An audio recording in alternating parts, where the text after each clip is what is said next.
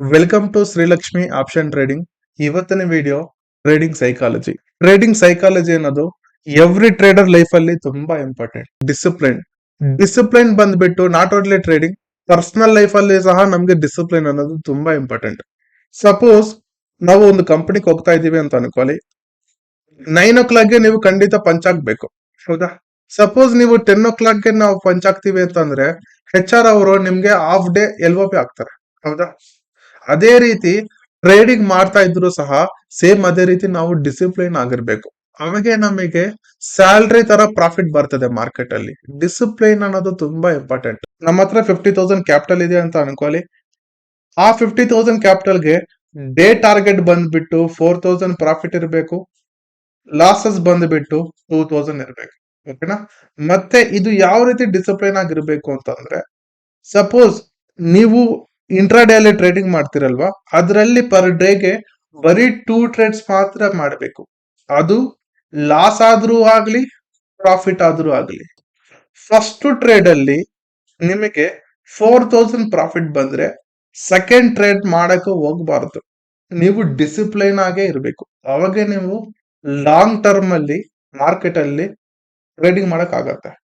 Loss ಆದ್ರೂ ಆಗ್ಲಿ, profit ಆದ್ರೂ ಆಗ್ಲಿ, ಈಕ್ವಲ್ ಆದ್ರೂ ಆಗ್ಲಿ, ಡೇಗೆ 2 ಟ್ರೇಡ್ಸ್ ಮಾತ್ರ ಮಾಡಬೇಕು. ಈ ರೀತಿ ಡಿಸಿಪ್ಲೈನ್ ಆಗಿದ್ರೆ ಮಾರ್ಕೆಟ್ ಅಲ್ಲಿ ನಾವು ಸಸ್ಟೈನ್ ಆಗ್ಬೋದು. Second one, ಪೇಷನ್ಸಿ. ಪೇಷನ್ಸಿ ಅನ್ನೋದು ವೆರಿ ಇಂಪಾರ್ಟೆಂಟ್. ತುಂಬಾ ಜನರು ಏನ್ ಮಾಡ್ತಾರೆ ಅಂತಂದ್ರೆ, ಒಂದು ಎಂಟ್ರಿ ತಗೊಂಡು ಫಸ್ಟ್ ಅವ್ರು ನೋಡೋದು ಪ್ರಾಫಿಟ್ ಅಂಡ್ ಲಾಸ್. ಒಂದು 500 ಪ್ರಾಫಿಟ್ ಬಂತ, ಫಸ್ಟ್ ಅವ್ರು ಮಾಡೋದು ಎಕ್ಸಿಟ್ ಮಾಡೋದು. ಲಾಸಸ್ ಆಗ್ತಾ ಇದೆಯಾ, ಲಾಸ್ ಆದ್ರೆ ಅಯ್ಯಯ್ಯೋ ಲಾಸ್ ಆಗ್ತಿದೆ ಅಂತ ತುಂಬಾ ಟೆನ್ಷನ್, ಏನ್ ಮಾಡ್ಬೇಕು ಗೊತ್ತಾಗಲ್ಲ, ಕ್ಯಾಂಡಲ್ಸ್ ನೋಡಲ್ಲ, ಏನು ಮಾಡಲ್ಲ. ಇದೆಲ್ಲ ರಾಂಗ್. ಇದನ್ನ ನಾವು ಮಾಡಬಾರ್ದು. ಸಪೋಸ್ ನಾವು ಎಂಟ್ರಿ ಮಾಡಿದ್ರೆ ನಮ್ಗೆ ಪ್ರಾಫಿಟ್ ಕೊಡೋದು ಏನು? ಕ್ಯಾಂಡಲ್ಸ್, ಹೌದಾ? ಕ್ಯಾಂಡಲ್ಸ್ ನಾವು ನೋಡ್ಬೇಕು. ಕ್ಯಾಂಡಲ್ಸ್ ಅನ್ನೋದು ಯಾವ ರೀತಿ ಪರ್ಫಾರ್ಮ್ ಆಗ್ತಿದೆ, ಡೋಜಿ ಆಗ್ತಿದೆಯಾ, ಎಂಗಲ್ಫಿಂಗ್ ಆಗ್ತಿದೆಯಾ, ಹ್ಯಾಮರ್ ಆಗ್ತಿದೆಯಾ, ಯಾವ ಕ್ಯಾಂಡಲ್ಸ್ ಆಗ್ತಿದೆ. ಸೊ ಮಾರ್ಕೆಟ್ ಅನ್ನೋದು ನಮ್ಗೆ ಇಲ್ಲಿ ಟೂಲ್ಸ್ ಇರ್ತವೆ, ಹೌದಾ? ಟೂಲ್ಸ್, ಈ ಟೂಲ್ಸ್ ನ ಯೂಸ್ ಮಾಡ್ಬೇಕು ನಾವು. ಇದ್ರ ಬಗ್ಗೆ ಸುಮಾರು ವಿಡಿಯೋಸ್ ಮಾಡಿದ್ದೀನಿ, ಒಂದ್ಸತಿ ನೋಡಿ. ಈ ಟೂಲ್ ನ ಯೂಸ್ ಮಾಡ್ಕೊಂಡು ನಮ್ ಟಾರ್ಗೆಟ್ ಸೈಡ್ ಬರ್ತಿದ್ಯಾ ಅಥವಾ ಸ್ಟಾಪ್ ಲಾಸ್ ಹೋಗೋ ಸೈಡ್ ಹೋಗ್ತಿದ್ಯಾ, ಪ್ರತಿಯೊಂದು ನಾವು ಅನಾಲಿಸಿಸ್ ಮಾಡ್ಬೇಕು ಲೈವ್ ಟ್ರೇಡ್ ಅಲ್ಲಿ. ಇದನ್ನ ನೀವು ಪ್ರಾಫಿಟ್ ಅಂಡ್ ಲಾಸಸ್ ನ ನೋಡ್ತಾ ಇದ್ರೆ ಬರಲ್ಲ ಇದು, ಓಕೆನಾ? ಸೊ ನೀವು ಒನ್ಸ್ ಎಂಟ್ರಿ ಟ್ರಿಗರ್ ಆದ್ರೆ ನೀವು ಕ್ಯಾಂಡಲ್ಸ್ ನ ನೋಡ್ಬೇಕು. ನೀವು ಆ ಪ್ರಾಫಿಟ್ ಅಂಡ್ ಲಾಸಸ್ ನ ನೋಡ್ತಾ ಇದ್ರೆ ನೀವು ಖಂಡಿತ ಖಂಡಿತ ನೀವು ಟ್ರಿಗರ್ ಆಗ್ತೀರಾ ಎಮೋಷನ್ಸ್ಗೆ. ಖಂಡಿತ ಪ್ರಾಫಿಟ್ ಅಂಡ್ ಲಾಸಸ್ ನ ನೋಡಬಾರ್ದು. ನೀವು ಬರೀ ಕ್ಯಾಂಡಲ್ಸ್ ನೋಡ್ಬೇಕು. ಕ್ಯಾಂಡಲ್ಸ್ ಗೆ ಈ ಫಿಬೋನಾಚಿ ಟೂಲ್ಸ್ ನ ಯೂಸ್ ಮಾಡಿ, ತುಂಬಾ ಇಂಪಾರ್ಟೆಂಟ್ ಇರ್ತದೆ, ನೋಟ್ ಮಾಡ್ಕೊಳ್ಳಿ. ಸೊ ಮೂರನೇದು ಹಾರ್ಡ್ ವರ್ಕ್. ಸುಮಾರು ಜನರು ನನ್ಗೆ ಕಾಲ್ ಮಾಡ್ತಾರೆ, ಸರ್ ನನ್ನ ಹತ್ರ ಟೈಮ್ ಇರಲ್ಲ ಸರ್, ಮಾರ್ನಿಂಗ್ ಒಂದು 9 o'clock ಇಂದ ನೈಟ್ 9 o'clock ಆಗುತ್ತೆ ಸರ್ ಮನೆಗ್ ಬರೋದು, ಮತ್ತೆ ಫ್ಯಾಮಿಲಿ ಇರ್ತದೆ, ನನಗೆ ಟೈಮ್ ಇರಲ್ಲ ಸರ್, ಏನ್ ಮಾಡ್ಬೇಕು ಸರ್ ಅಂತ ಹೇಳ್ತಾರೆ. ಸೊ ಒಂದೇ ಹೇಳ್ತೀನಿ ನೋಡಿ, ಸಪೋಸ್ ಇವಾಗ ನೀವು ಒಂದು ಜಾಬ್ ಮಾಡ್ತಾ ಇದ್ದೀರಾ, ಹೌದಾ? ಸೊ ನೀವು ಟ್ರೇಡಿಂಗ್ ಗೆ ಯಾಕೆ ಬಂದಿರೋದು? ಒಂದು ಅಡಿಷನಲ್ ಇನ್ಕಮ್ ಮಾಡಬೇಕು ಅಂತ, ಹೌದಾ? ಹೌದಾ ಇಲ್ವಾ? ಕರೆಕ್ಟ್ ಅಲ್ವಾ? ಇವಾಗ ನಾನು ನಿಮ್ಗೆ ಒಂದು SCP ಸ್ಟ್ರಾಟಜಿ ಅಂತ ಕೊಟ್ಟಿದ್ದೀನಿ, ಹೌದಾ? ಸೊ ನಿಮ್ಗೆ ಎಷ್ಟೇ ವರ್ಕ್ಸ್ ಇರ್ಲಿ ಮಾಡಿ, ವರ್ಕ್ ಮಾಡ್ಲೇಬೇಕು ನಾವು, ಓಕೆನಾ? ನೀವು ಒಂದು 10 o'clock ನಿದ್ದೆ ಮಾಡ್ತೀರಾ ಅಂತ ಅನ್ಕೊಳ್ಳಿ.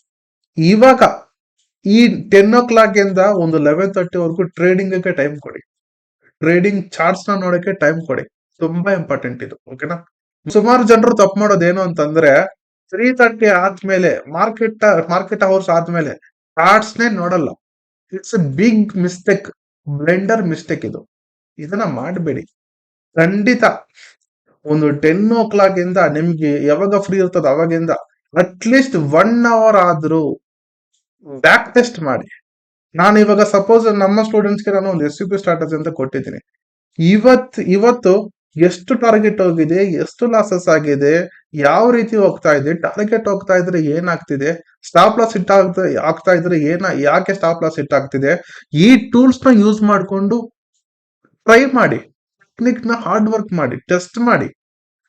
ಎಷ್ಟೇ ವರ್ಕ್ಸ್ ಇರ್ಲಿ ಅದನ್ನೆಲ್ಲ ಬಿಡಿ, ಎಕ್ಸ್ಕ್ಯೂಸ್ ತಗೋಬೇಡಿ.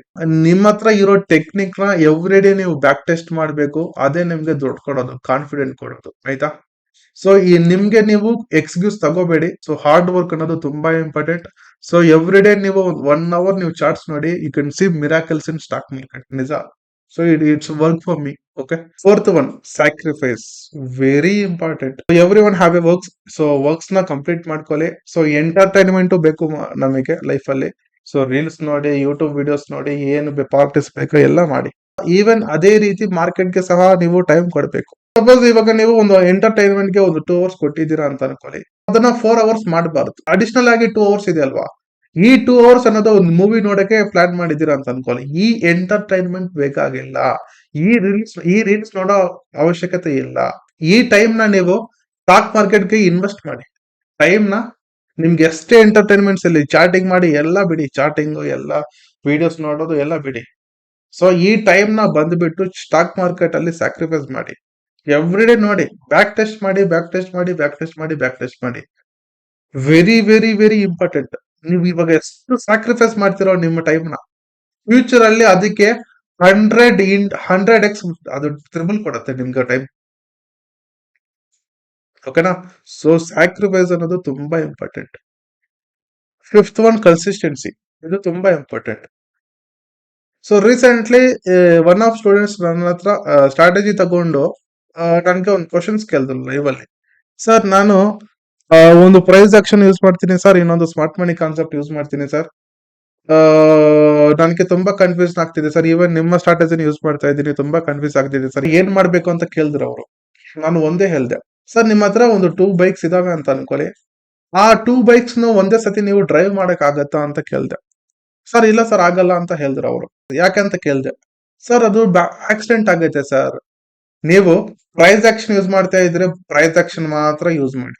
ಇಂಡಿಕೇಟರ್ ಬೇಸ್ ಮಾಡ್ತಾ ಇದ್ರೆ ಇಂಡಿಕೇಟರ್ಸ್ ಮಾತ್ರ ಯೂಸ್ ಮಾಡಿ. ಸ್ಮಾರ್ಟ್ ಮನಿ ಕಾನ್ಸೆಪ್ಟ್ ಯೂಸ್ ಮಾಡ್ತಾ ಇದ್ರೆ ಸ್ಮಾರ್ಟ್ ಮನಿ ಕಾನ್ಸೆಪ್ಟ್ ಮಾತ್ರ ಯೂಸ್ ಮಾಡಿ. ಯಾವ್ದೋ ಒಂದು ಟೆಕ್ನಿಕ್ ನ ಮಾತ್ರ ಯೂಸ್ ಮಾಡಿ. ಒಂದು ಸ್ಮಾರ್ಟ್ ಮನಿ ಕಾನ್ಸೆಪ್ಟ್ ಯೂಸ್ ಮಾಡೋದು, ಇನ್ನೊಂದು ಪ್ರೈಸ್ ಆಕ್ಷನ್ ಯೂಸ್ ಮಾಡೋದು, ಒಂದು ಇಂಡಿಕೇಟರ್ ಯೂಸ್ ಮಾಡೋದು, ಒಂದು ಹೇಳತ್ತೆ ಎಂಟ್ರಿ ತಗೋ ಅಂತ, ಇನ್ನೊಂದು ಹೇಳತ್ತೆ ಎಂಟ್ರಿ ತಗೋಬೇಡಿ ಅಂತ, ಇನ್ನೊಂದು ಹೇಳತ್ತೆ ಸುಮ್ನೆ ಕುತ್ಕೋ ಅಂತ. ಇಲ್ಲಿ ನಾವು ಯಾವ್ದಂತ ಫಾಲೋ ಆಗ್ಬೇಕು ಹೇಳಿ? ಒಂದ್ಸತಿ ನಾವು ಒಂದೇ ಬೈಕ್ ನ ಡ್ರೈವ್ ಮಾಡಕ್ ಆಗೋದು, ಹೌದಾ?